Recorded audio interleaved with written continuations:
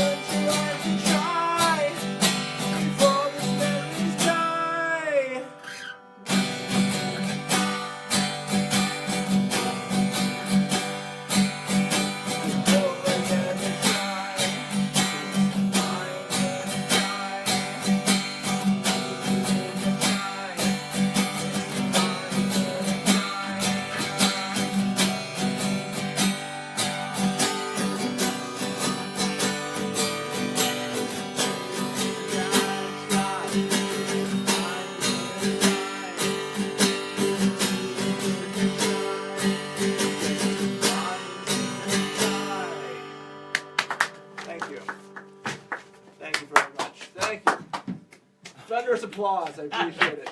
Thanks so much. Okay, we're back. Okay, watch out, Joe. I think that camera's on me. I think we're going to go to camera 2. We're at camera 2. Oh, we're on 1. Okay, here we are. All right, thanks, Mike. We're going to hear more from Mike later. Now, let's see.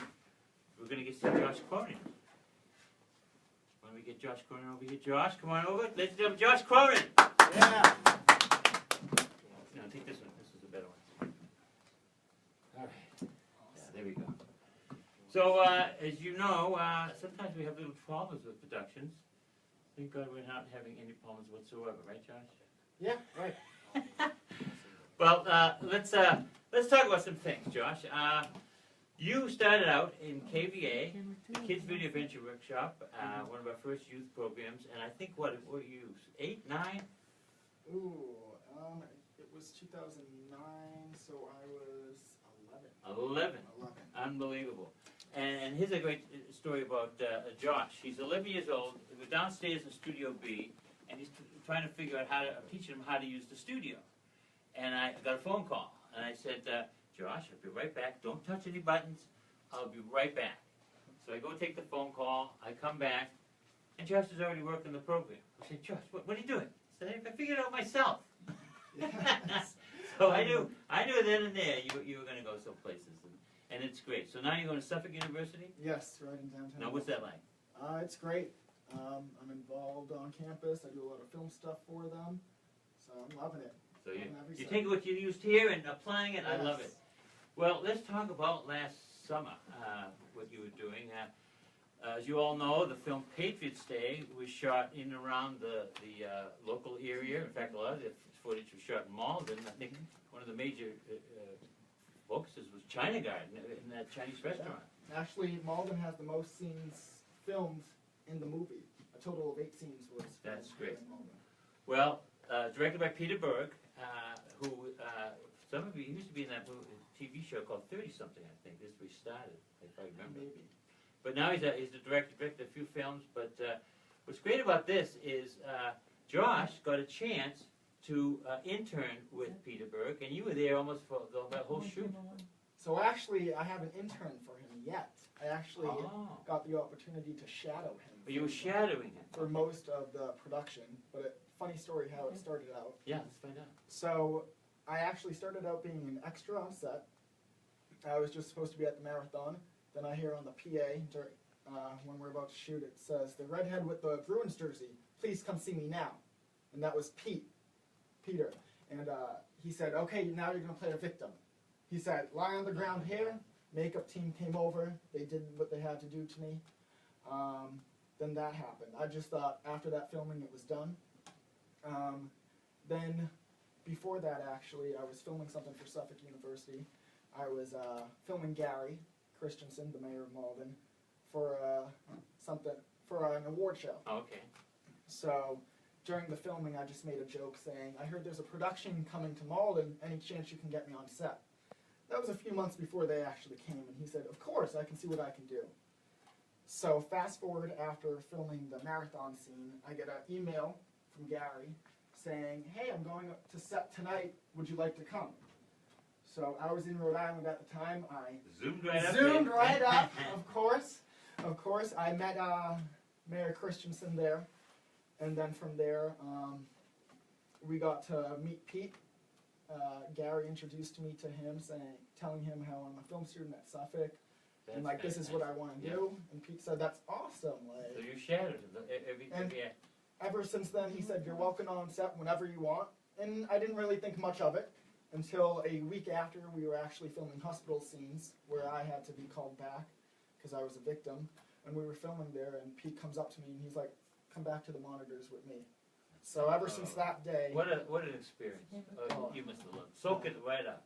I loved it. Well, that's incredible. Well, you also know Kevin Duffy's working out of the mayor's office. He's trying to get all these films shot in Yes. Malden. He's like his own little film bureau. Exactly. And I know he had something to do with it as well. Yes. But, so let's start. We got some pictures we have, and if that's right, we're going to look at that now. What do we see here? So this is actually the first day I met Peter Berg, and that's Mayor Christensen introducing me to him, and we just hit it off right there. That's great. And go to the next one. Me and Pete, the first of a few photos. All right. Go to the next one. So that is actually in Weymouth. That is a replica set of the one they had in Malden. So they actually built a replica of the Malden set in Weymouth. Yes. And actually they built a Boston Street, didn't they? Yes, there were 2 sets there at Weymouth. Actually, a lot more. Yeah. But those are the 2 Well, big main ones outside. So they had a That's replica of unbelievable. Boylston and a replica of Malden. All right. Let's go to the next one. So I became close with the script supervisor, whose name is last name is Cronin. So No, is there nepotism involved here? no. We talked about it. We don't think we're related, Yeah. but who knows? Maybe, who knows? And she said it would be cool if I took a picture with her chair. Oh, that's great. Is that? I thought that was your chair. There. I wish it was. I thought it was. fooled Let's a see. lot of people. Look at this. I have fooled a lot I of people. love it. That is funny. And what's this one? So in November, I actually got the email to the premiere, got the invite to the premiere, and of course, when I showed Mayor. up at the premiere, who else but Okay. Mayor Christensen. And I think is that 6? We got maybe one more. Is that it? That's it. I think we had 6 photos. That's it. All right. Let's talk about some stories because there's one great story you told me. As every set that I've heard of, they have these things called pranks where they put pranks on them. And I think one story you told me I think is very good where the director had you do something. Oh, yes. You kind of said, "Who's that guy over there?" And let's talk about that. Tell us what happened. So actually, one of the last days of filming, the script supervisor suggested to me that I should become a production assistant for the last day of shooting. She said it would be great on my resume and it would be awesome. So the last day of shooting, I'm a production assistant. I know they wear these walkies and have a headset, and in the walkie, everyone talks and no one ever shuts up. So, That's a tough. so we were on set. I was holding to this PA. I hear in the walkie it says, "Josh, come to the Escalade." The Escalade is where Pete was at the time. And I didn't really think much of it because I was not the only Josh on set. So I didn't. So I was like, okay, no. Of tourists. He said, "Josh, go up to the tourists and see what they're talking about." They were talking in another language, so I casually went up. Just like casually, you know, just there. It was like a hidden camera show. Yeah. Then I was like, "Hi everyone, what are we saying?" Then I would report back on the microphone, on the walkie-talkie. Yeah. And the crew was in tears laughing. I bet they were laughing their heads off. He made me do so many things. Did any of this stuff get recorded? Did you get to see some of it? Unfortunately not. Well, tell the suitcase one. That's a great story. So, towards the end of the tasks, he's like, "There's someone crossing the street with a suitcase. Go check it out. What's in there? We don't know, Josh. Go check it out."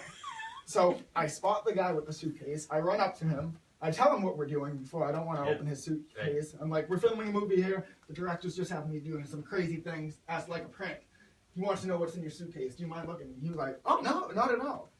So I opened up the suitcase, and it was just clothes. So I'm like, "It's just clothes. We're all good. We're all good." And they were The laughing. crew. So that was guy with the hysterical. suitcase was a plant. It was not a plant. Oh, wasn't a plant? It was not a plant. Oh. Just we were shooting at MIT that day, and there were just random people That's out amazing. walking. That's so. amazing. So the guy wasn't even involved. That's great.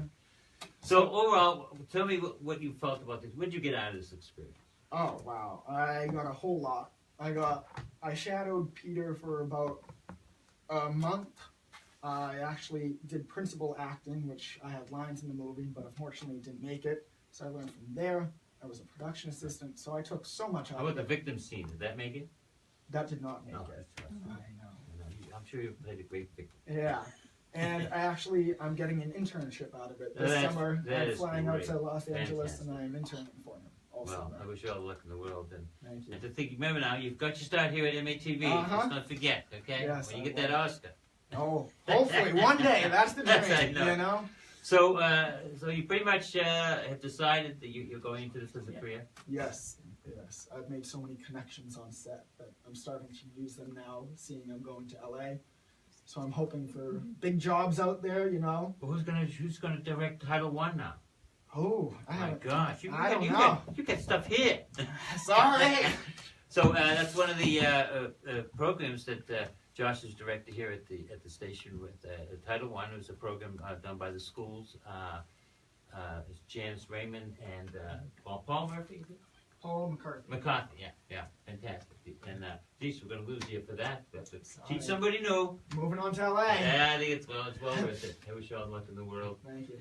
So in terms of the film itself, how do you think it turned out? It turned out amazing. Yeah. I know that people were iffy about it, but I felt like the filmmakers made the right choices Exactly. and they chose the right things to put on the screen because there were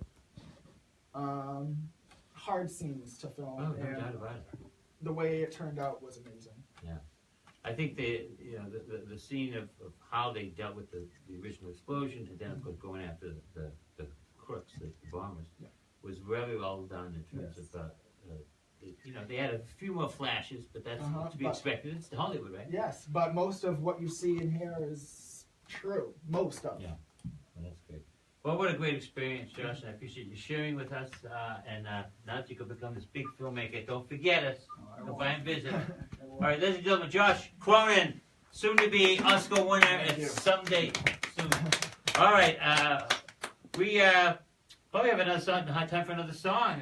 Mike, you ready to go? I'm ready to go. It's up to you. What time does your show end? Is it at 8 or 8 o'clock. Okay, We're I done. don't know if We're you want outta to do an here. interview or We're gonna have you sing the song and then we'll do an do interview. a quick interview. Okay. All right, ladies and gentlemen, here he is again, Mike Thank you. Aroian. All right, thank you very much. This is a song called Retreats, and it's possibly something I want to do right now. No, I'm just kidding. I'm just joking. Okay, here we go.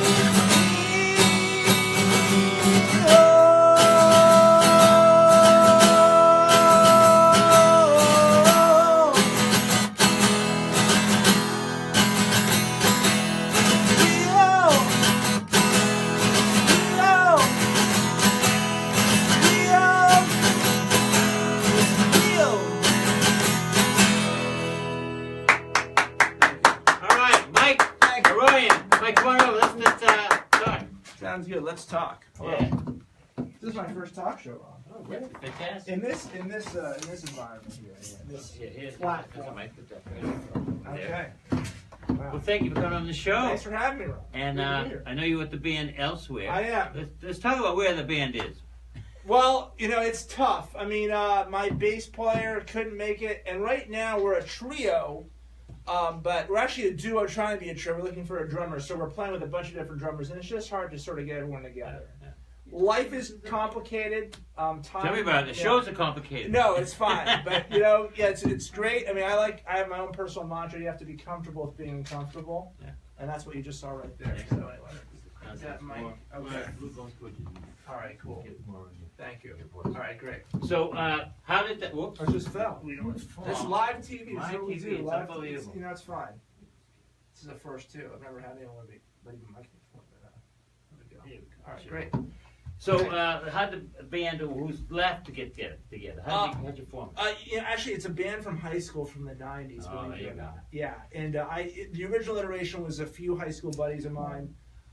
They've since moved on. And you can call me, I guess, obsessed or crazy or whatever, but I still like to do what I do.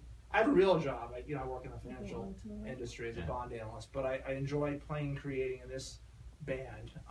And we have a great time. We have a new EP that's coming out really soon. We just launched a new single on YouTube, and it's actually a resurrection of an old unreleased Police song. Well, we do have a clip. I think. I don't know if that's great. it. But How that's what convenient. people say. People have been comparing the band to Sting and that band. They're a great influence Yeah. for me. Big influence. They're my Beatles. Like for my Oh, there you go. generation, they're Yeah. my Beatles. You know what I mean? So that's how I kind of. The other thing I can't help but notice you look a lot like George Clooney. Anybody ever try that? I haven't told that actually. Yeah, they call it. So Unbelievable. I'll take it. You Thank take you. that. Yeah, there you go. Well, so in terms of where the band's from, locally, geographically. Yeah, originally grew up in Wellesley, Massachusetts, but on the wrong side of Route 9.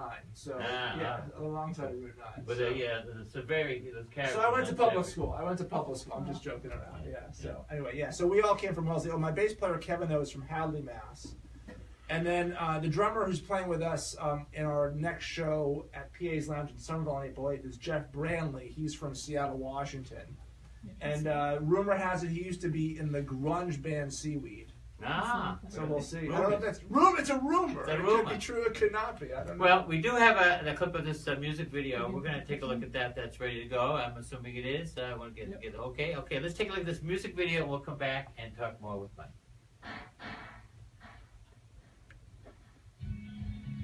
Is this that song? Yeah.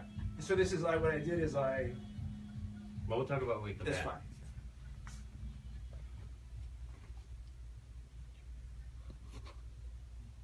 I'll finish and do part two. Sure.